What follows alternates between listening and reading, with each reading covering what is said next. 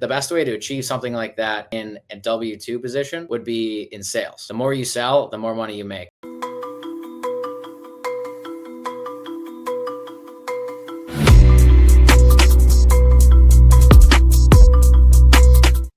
What is your name and what do you do? My name is Colin Rutherford. I am the founder and CEO of Greenbox Storage. So back when I was a junior in college, I started Greenbox Storage. It's a moving and storage service for college students. So basically, when college students go home for the summer, we pick up their items in the spring, we store their items over the summer, and then we drop off their things when they get back to campus the next fall. So I started it because back in my freshman year, I had a floor mate who had to drive 45 minutes to the nearest storage facility, and he didn't even have a car. So he had to borrow a friend's car to even do that. And I just knew there had to be a better way. So I launched Greenbox Storage my junior year, and we're off to the races. And now we're 5 years later, we're at 23 schools across the country, and we're targeting another expansion year in 2025 next year. So does your floor mate from college know that he was the inspiration? I'm not entirely sure. His name's Thomas. I'm not entirely sure he does know he was the inspiration, but he's back. I think he's from Minnesota. I think he's back in Minnesota now. But yeah, I don't actually know the answer to that question. So tell me more about your career journey. Kind of what was your first job? How did you get to where you are today? Yeah, I guess so. My first job, I kind of had some odd jobs. I was a hockey player growing up, so I just kind of like coached some hockey camps, some hockey clinics, that kind of stuff. My dad is actually an entrepreneur himself. He runs hockey camps and clinics, and also just like private lessons and stuff for hockey players in the Buffalo, New York area. So helped him out a lot, just coaching, that kind of thing.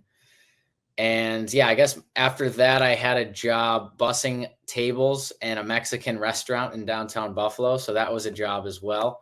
Really kind of learned about dealing with the public in that position. And so that was interesting. I also had some other odd jobs. Like I had like a desk job in college as well. Basically shipped packages for this pool supplies company in Buffalo, New York. So I had all these random jobs in addition to a venture capital internship my sophomore year of college as well.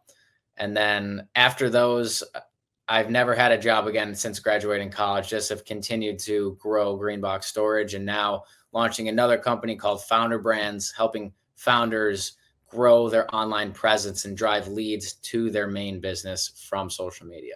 And what skills from those first jobs do you think, help kind of shape you into the businessman you are today?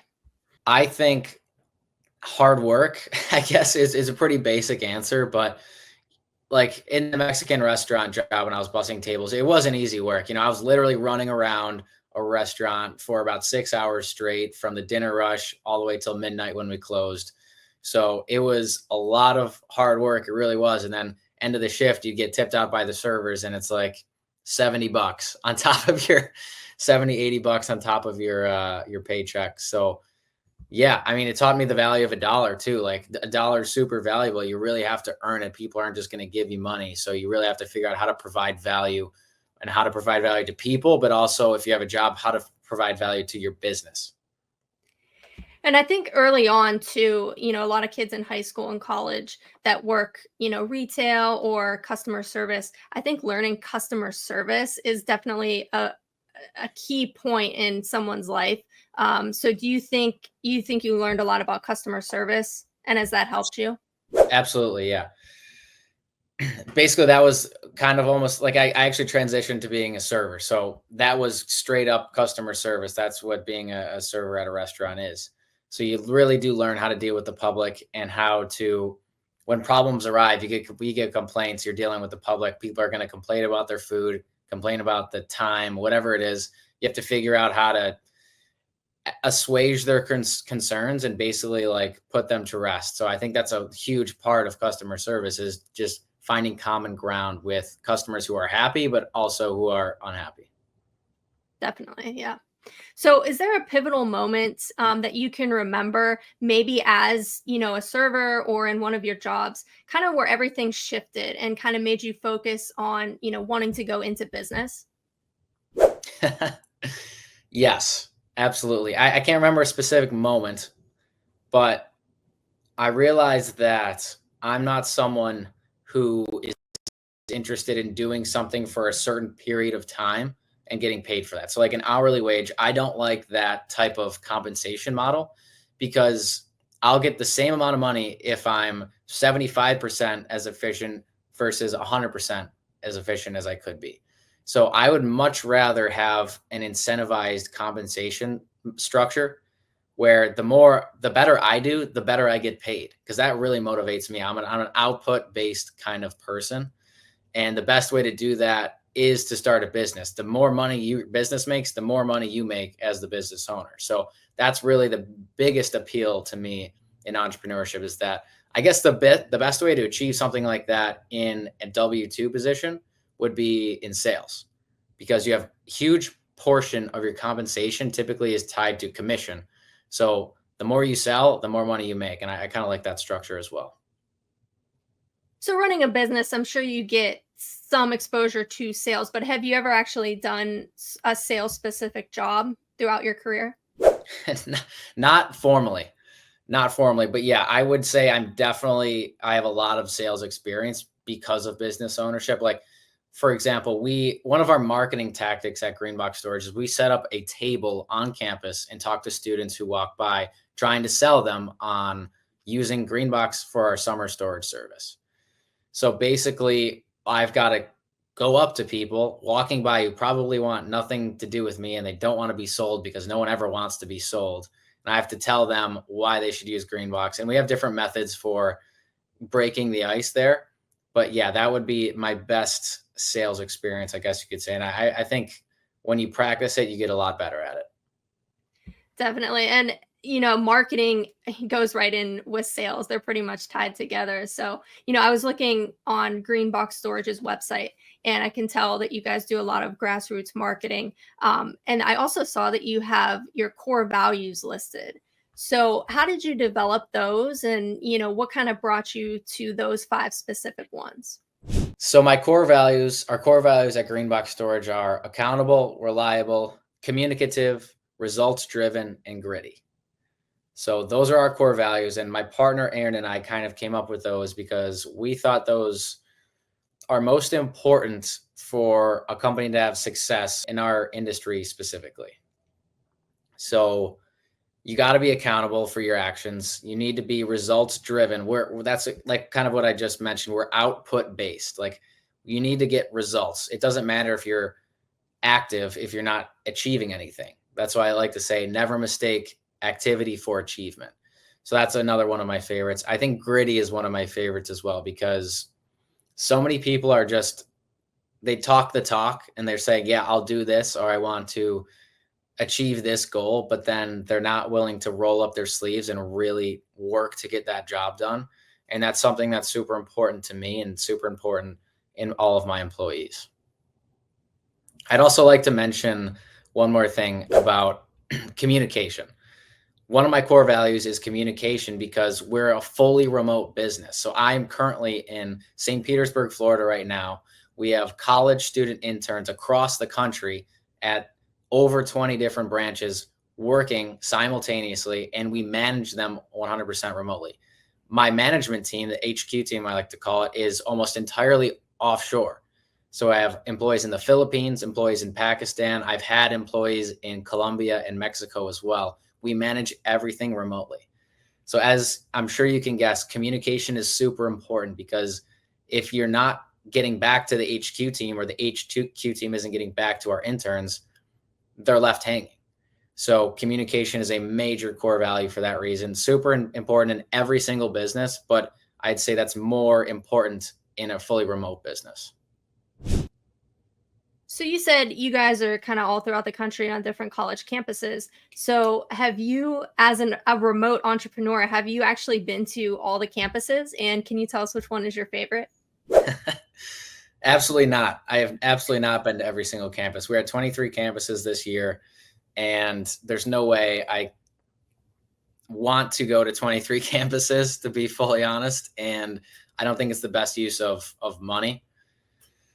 So no, I haven't been to 23 campuses. I have been to a few though. Of course, I'm biased to my alma mater, Dartmouth College up in New Hampshire. It's an absolute beautiful campus. and it's in the middle of middle of nowhere. So it's your preference if you like a city campus versus a rural campus. I like a rural campus like Dartmouth. Some other cool campuses I've been to are University of Miami. We had a branch there. Really cool campus. I like that place as well. So, throughout your journey that you've been telling us about your different jobs and how you started Greenbox Storage, have you had mentors in your life that have helped guide you? Yeah, no official mentor that I would say, yeah, that person's my mentor. And but I would say that definitely my parents have been mentors to me 100%. Like they've raised me. The only reason I am where I am today is because of them. So all credit goes to my parents, and especially my mom on the academic side of things. She would always push me to get good grades, and that's the reason I was able to go to Dartmouth College, is because I had good enough grades to get in. Although I wouldn't have gotten in if I didn't play college hockey there as well. I wasn't good enough to get in on merit alone. So having hockey was able to like, I was able to get access to a great school like that. But on the other side of things, like hockey, business, my dad is a huge mentor for me there. He was an industrial engineer, and then he kind of started his own industrial engineering consulting business. And then now he runs his own hockey camps, clinics, and private lessons business. So he's been a huge mentor for me on how to get your business off the ground, or how to scale a business, and how to manage employees, that kind of thing. So yeah, huge mentors for me are my parents. So, is there an industry that if you weren't in the storage business, what industry would you be interested in getting into? Something that is much higher margins, more specifically a software business or a service business, which is kind of part of the reason why I'm I've started FounderBrands. And if I haven't shared FounderBrands, basically FounderBrands is a Twitter content agency focused on growing the personal brands of our clients. So what we do is a few different things. Basically, we have a call, like kind of like what we're doing right now, where we go interview style. We ask our clients a bunch of different questions, and then we take that interview and we use the transcript and turn it into short form text content to post to Twitter, and we do LinkedIn as well. So it's a super low time investment for the client, which I think is the worst part about social media, is how time consuming it is. So we take that and completely remove the huge time investment from the equation. And then we also schedule that content. We edit, draft, we draft. So we repurpose it, and then we edit it, and then we schedule it. And then after it's posted, we also analyze it and figure out what worked, what didn't, and we provide the data on that as well. So the best part about it, it's like people like look for ghostwriters, but this isn't really ghostwriting, because it's all in the voice of our clients. It's not like some random person drafted it up themselves. It's in their words. No, it's our clients' words 100%. We just package it in a short form text content way so we can post it to Twitter. Awesome. So, with Founder Brands, you're meeting with these different clients, who could potentially sign up for your services. If you had to tell them one key to growing their personal brand on social media, what is the one thing that you would tell them? If there's one thing I would tell any person to grow on social media, the most important thing I would say is to be consistent. And that goes for any aspect of life, not just growing on social media. So I started posting, I think June 2023. We're now in October 2024, and I'm just approaching 10,000 followers. Should eclipse that mark soon. But it's not like I post, and so like that's a decent amount of months, right? I think that's like 15 or 16 months. So it doesn't happen overnight, but that's also fairly quick growth in my opinion. So I'm really happy with that. But you can't just post like 3 times a week on Twitter and expect to grow. You have to post at least twice a day. You have to provide value to people, because that's why people follow you. They see you as in a position of authority, and they'll follow you to continue to learn from you. So really the prerequisite to be able to post on social media is to do cool shit in real life. If you haven't done anything cool in real life that people will learn from, you'll have nothing to post about. So I've had a lot of experience with green box storage, and I've got a newsletter, and I've had failed businesses, and I was an ex-D1 hockey player at an Ivy League school. So I have a lot of content to pull from and to post on social media. So you have to do cool stuff in real life to be able to post, really. Another side of that is engaging with other people. And this is actually more important than posting at the early stages. If you're under 1,000 followers, you absolutely need to be commenting on other high follower accounts. So they basically, anyone over 5,000 followers, you should, in your industry, and they have followers that that is your kind of target market, comment on those accounts religiously. Now, why are we doing that? Their followers are going to see your content in the comments, and then they're going to go to your account, say, hey, this person actually knows a lot of stuff. He knows what he's talking about. I'm going to follow this person as well. So commenting in the early stages is crucial to get impressions and visibility to your content. If you're kind of just posting on your own at the beginning and you have less than 1,000 followers, you're quote unquote posting into the abyss. Not really anybody is seeing your stuff. So you really got to comment on other accounts for visibility. That is all great for growing your personal brand. And I agree. I think, especially in 2024 and beyond, driving business is really going to come through the person and not necessarily the business. So there are two main reasons to get active on social media. There really are like unlimited, in my opinion, but there are two huge benefits of getting active on social media. Number one is networking. I've met dozens and dozens of unbelievable entrepreneurs who we bounce ideas off each other now. We've met in person, and we kind of just really learned from each other a lot, all from being active on social media. People want to talk to people who are smart and who have done things, who are building in public. That's my experience, at least. So leveraging the DMs and just complimenting people, saying, hey, really, really like what you're working on. And then sometimes even just saying, hey, you want to hop on a quick Zoom call and shoot the shit? I'd love to get to know you a little bit and see how we can support each other. That's a great way to build relationships online. And I've done that dozens of times. And I have dozens of phenomenal relationships with people in different industries and similar industries as well. And it's super beneficial. The second main reason to get active on social media is distribution. So think about this. My core business is green box storage. How did we start marketing? How did we get our first customers? I call it a cheat code because I was able to access the listserv of all emails of Dartmouth College students. It's actually public knowledge. You can literally Google it, and anyone can access the email addresses for all Dartmouth College students. So I was able to take that and send out email blasts to 100% of our target market day one when we started marketing. So we obviously got a lot of customers from that right at the beginning because we had that distribution. That email list was distribution. So most people don't have that ability. They can't just find the email addresses of their entire target market. So what's the second best way to do that? In my opinion, it's social media. So if you have a huge following, 5,000, 10,000, 100,000 people that follow what you say on social media every day, and they trust you because they've been following you for a long time, that is a great way to get distribution, because those people, when you have something to sell to them, they will be very likely to buy from you. So number one, networking. Number two, distribution. Huge benefits of having a big following and a trustworthy following on social media. Awesome. So FounderBrands is an interesting name. So brands, you kind of get, you're growing people's personal brands. Can you tell us more about the founders part? Is that your target audience? Yeah, FounderBrands is strictly for founders. We really only work with founders. We don't work with companies who want to build their company's social media presence, because in my opinion, buy from people.